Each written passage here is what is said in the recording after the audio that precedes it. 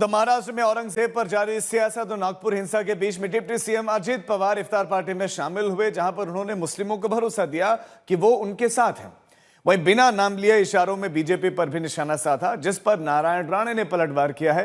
हालांकि सीएम देवेंद्र फडणवीस बयान से किनारा करते नजर आए।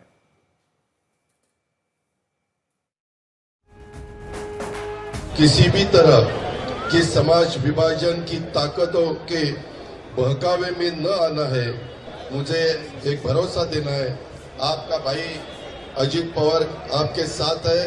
हमारी मुस्लिम भाई बहनों को जो भी आंखें दिखाएगा, दो गुटों में झगड़ा लगाकर अमन शांति को भंग करेगा और कानून को अपने साथ में लेने की बात करेगा, तो वो कोई भी हो, उसे किसी भी कीमत पर बख्शा नहीं जाएगा, माफ नहीं किया जाएगा। उस इफ्तार पार्टी में उन्होंने ये बयान दिया कि मुस्लिम लोगों पर अगर कोई भी बुरी आंखें डालेगा तो हम उनकी आंखें निकाल लेंगे।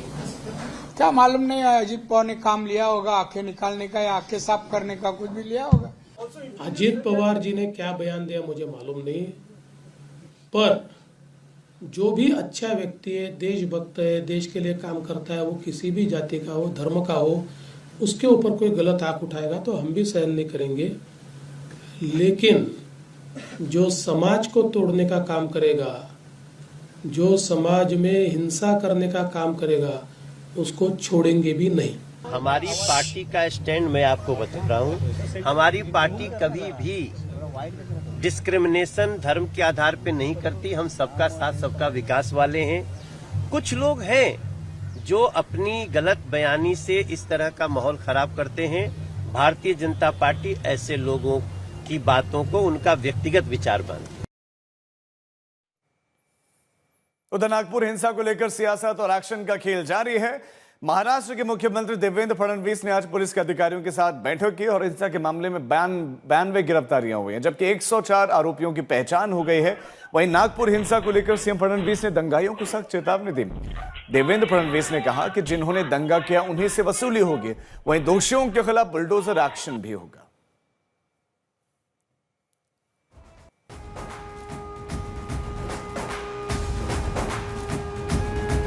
ये भी तय हुआ है कि ये जितना नुकसान दंगाइयों ने किया है, इसका पूरा हिसाब निकाला जाएगा और ये पूरा नुकसान उनसे वसूल किया जाएगा।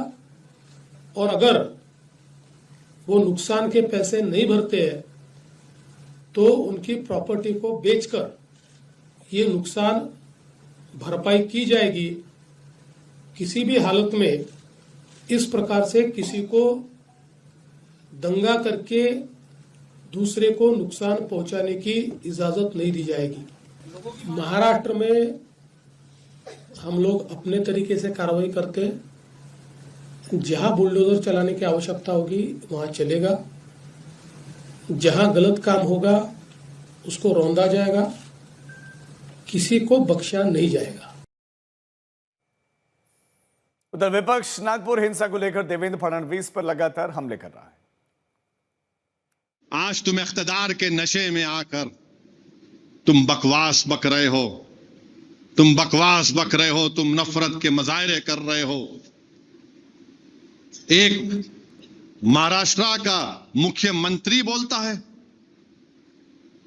इस तरह का बयान उसके वजीर देते हैं कि वो निकाल देंगे, और फिर जब गड़बड़ होती बोलते नहीं वो पिक्चर की वजह से गड़बड़ हुई। अच्छा, पिक्चर की वजह से गड़बड़ हुई? तुम क्या कर रहे थे? तुम्हारा ही शहर है ना वो नागपुर। बराबर नहीं, पिक्चर की वजह से हो। अच्छा, पिक्चर की वजह से हो रहा है सब, और आप क्या कर रहे हैं? हाथों में मेहंदी लगी हुई है आपकी, आप हुकूमत आपकी, पुलिस आपकी, इंटेलिजेंस फेलियर आपका। क्यों कर रहे हैं सब ये?